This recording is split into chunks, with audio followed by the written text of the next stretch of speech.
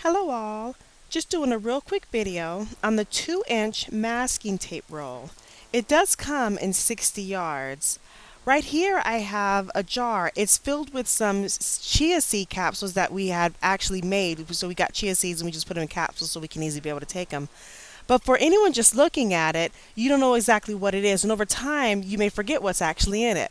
So instead of just putting it there, I've noticed that one of the uses that you can use for the masking tape is you can be able to label your jars. So for this particular video, I'm going to go ahead and use the masking tape so I can be able to label the jar. So let me go ahead and write chia seeds on here.